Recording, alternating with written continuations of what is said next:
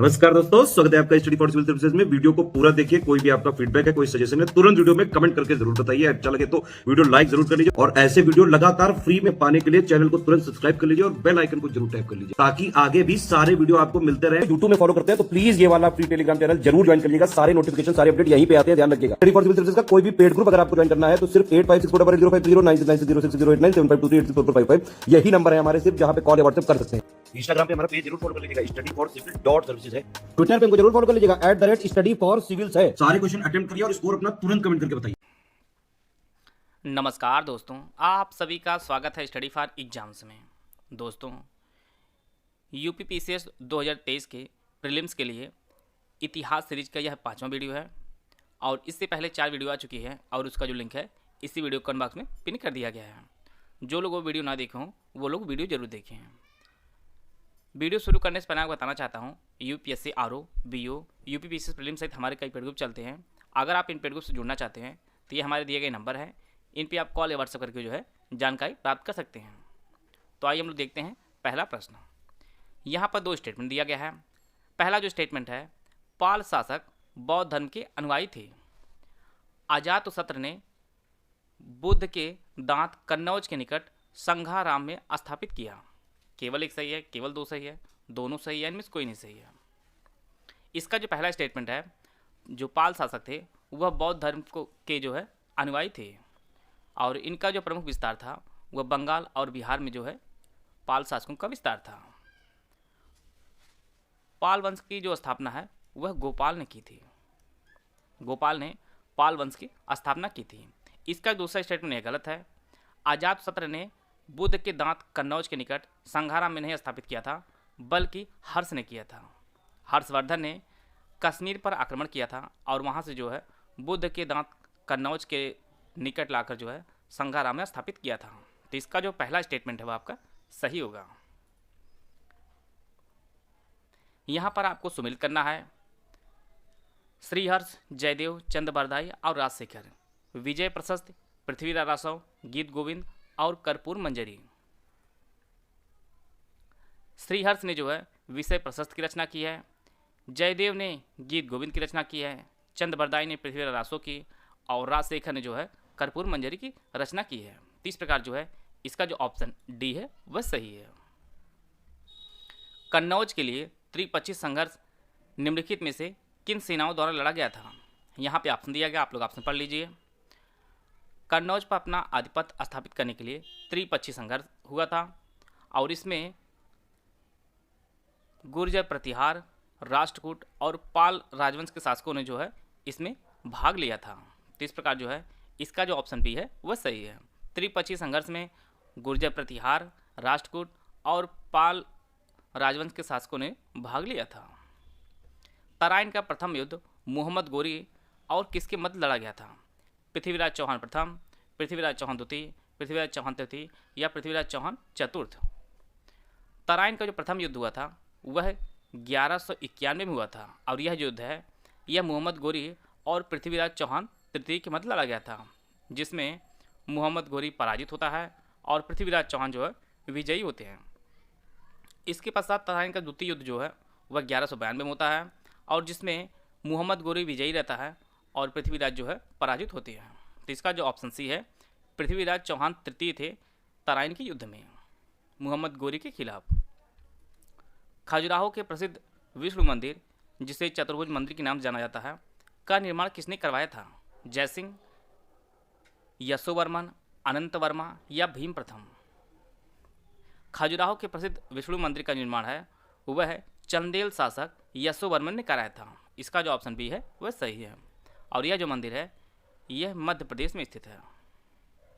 मध्य प्रदेश में स्थित है, जिसका निर्माण यशोवर्मन ने कराया था। भास्कर नामक राजा द्वारा हर्षवर्धन को भेजे गए विभिन्न उपहारों का वर्णन हर्षचरित में मिलता है। आपको बताना है भास्कर किससे संबंधित थे? हर्यक वंश, वर्मन वंश, प्रतिहार वंश या परमार वंश? सबसे पहले जो है हर्षचरित की जो रचना है वह बाणभट्ट ने की है। बाणभट्ट ने हर्षचरित की रचना की है और इसी में जो है भास्कर नामक राजा का वर्णन है। और भास्कर नामक जो राजा थे यह असम के वर्मन वंश संबंधित थे। असम के वर्मन वंश से संबंधित है, जिसने हर्षवर्धन को उपहार दिया था। तो इस प्रकार जो है इसका जो ऑप्शन बी है वह सही है। काकतीय राज्य का महत्वपूर्ण समुद्र पत्तन कौन था? काकीनाडा, मोटपल्ली, मसूलीपट्टनम या नेल्लूर? तो दक्षिण भारत का काकतीय राज्य का जो महत्वपूर्ण समुद्र पत्तन था वह मोटपल्ली था। इसका जो ऑप्शन बी है वह सही है। यहाँ पर 4 मंदिर दिया गया है, इसमें आप बताना कौन सा मंदिर जो है नागर शैली में नहीं बनाया गया है। लिंगराज मंदिर, जगन्नाथ मंदिर, ऐहोल मंदिर या दिलवाड़ा मंदिर? लिंगराज मंदिर जो है भुवनेश्वर में स्थित है और यह एक शिव मंदिर है। इसका भी निर्माण नागर शैली में किया गया है। जगन्नाथ मंदिर यह पुरी में स्थित है, इसका भी निर्माण नागर शैली में किया गया है। दिलवाड़ा मंदिर यह माउंट आबू में स्थित है और इसका भी निर्माण आपका नागर शैली में किया गया है। परंतु जो है ऐहोल मंदिर यह कर्नाटक में स्थित है, कर्नाटक में स्थित है और इसका जो निर्माण है वह बेसर शैली में किया गया है, बेसर शैली में किया गया है। तो इसका जो सही आंसर हो जाएगा वह ऐहोल मंदिर। लिंगराज मंदिर, जगन्नाथ मंदिर और दिलवाड़ा मंदिर इनका जो निर्माण है वह नागर शैली में किया गया है। इस प्रकार के प्रश्न आपकी परीक्षा में पूछे जाते हैं, आगे भी पूछे जाने की संभावना है, इसको भी आप लोग नोट करते चलिएगा। यहाँ पर 4 राजा दिए गए हैं और 4 राजवंश दिए गए हैं। आपको बताना है इसमें कितने युग में जो है सही सुमिलित है। यूपीएससी में इस प्रकार के प्रश्न पूछे जा रहे हैं और उम्मीद की जा रही है कि यूपीपीएससी में भी इस प्रकार के प्रश्न आपकी परीक्षा में पूछे जा सकते हैं। इसलिए आपके प्रैक्टिस के लिए यहाँ पे प्रश्न बनाया गया है। जय शक्ति, नागभट्ट द्वितीय, सोमेश्वर तृतीय, कोक्कल प्रथम, चंदेल, पाल, चालुक्य और चोल। यहाँ पे 4 ऑप्शन दिया गया है। 1 युग में सुमिलित है, 2 युग में, 3 युग में या 4 युग में।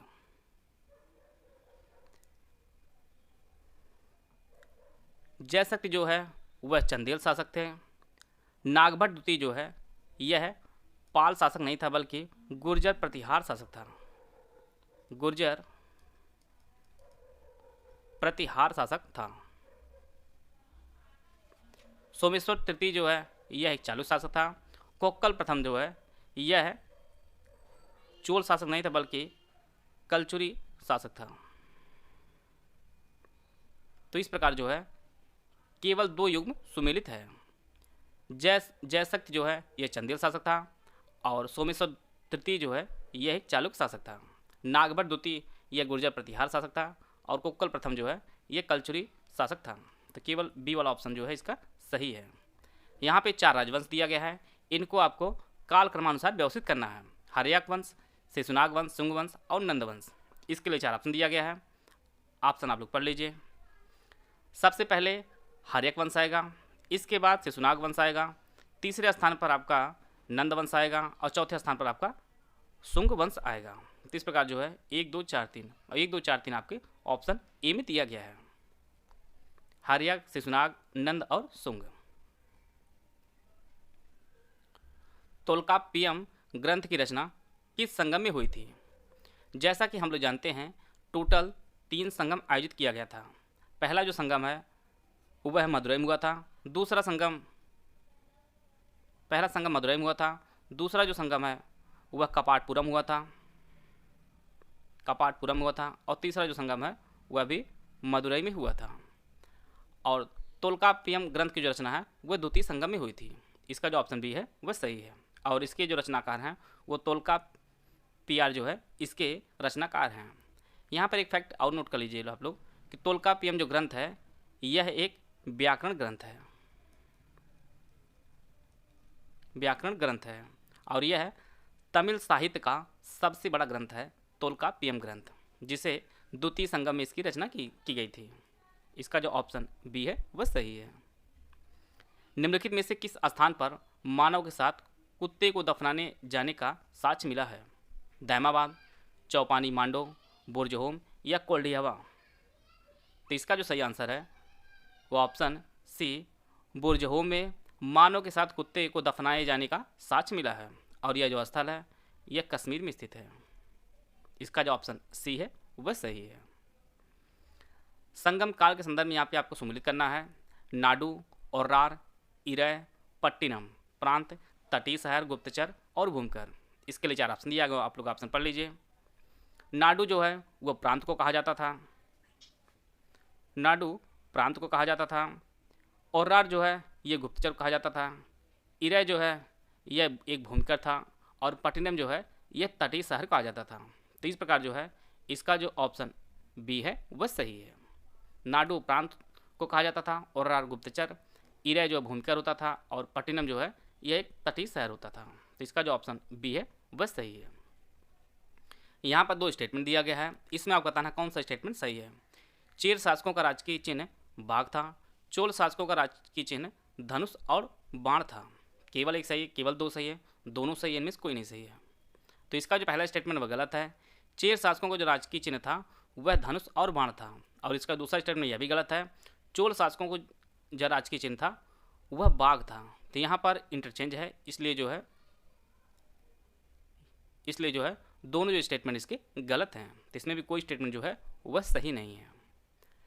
चेर शासकों का राजकीय चिन्ह जो था वह धनुष और बाण था और चोल शासकों का राजकीय चिन्ह वह बाघ था। तो इसका जो ऑप्शन डी है वह सही है।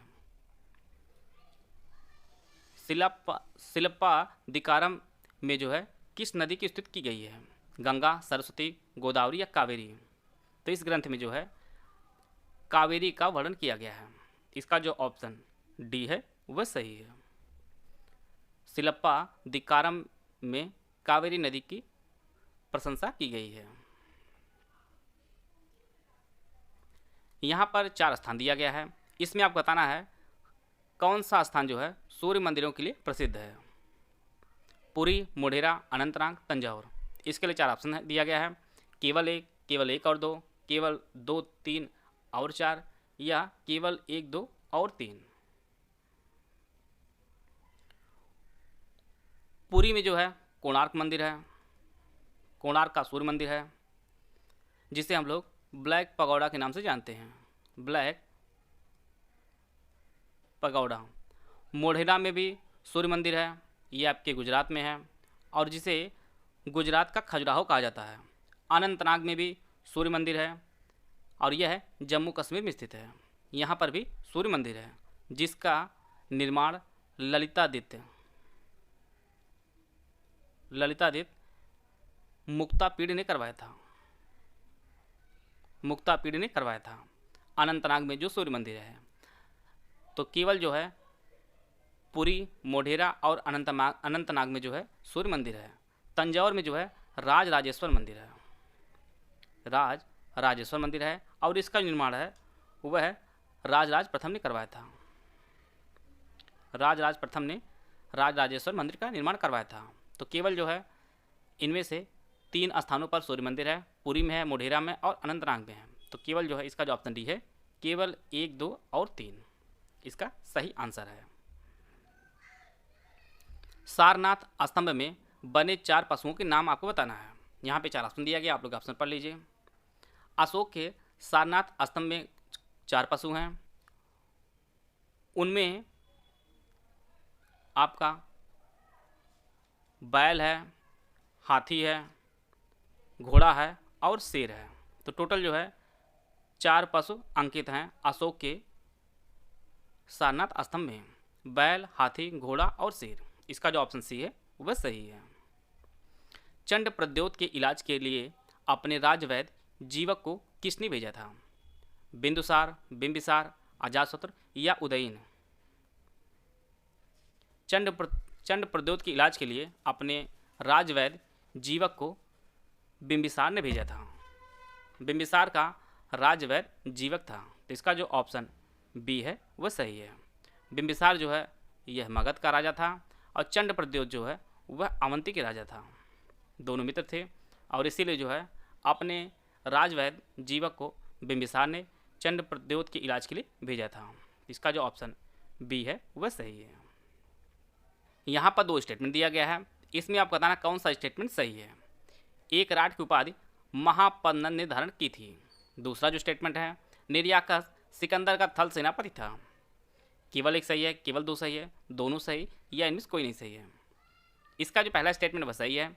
एक राट की जो उपाधि है वह महापन्नन ने धारण की थी और इसके साथ सर्व छत्रांतक की भी उपाधि महापन्नन ने धारण की थी। इसका जो दूसरा स्टेटमेंट यह गलत है। सिकंदर का थल सेनापति निर्याकस नहीं था बल्कि सेलुकस था। सेलुकस जो है वह सिकंदर का थल सेनापति था, निर्याकस जो है वह जल सेनापति था। जल सेनापति था।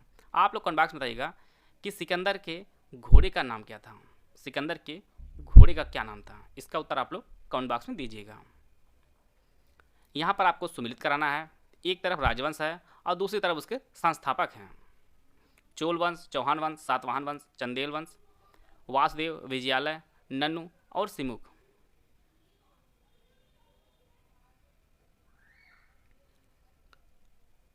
चोल वंश की जो स्थापना है वह विजयालय ने की है।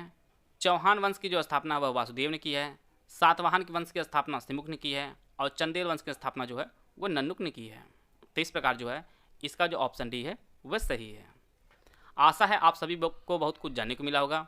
अगर वीडियो आपको अच्छा लगे तो आप लाइक कर सकते हैं, चैनल सब्सक्राइब कर लीजिए। वीडियो को पूरा देखने धन्यवाद। जय हिंद, जय भारत।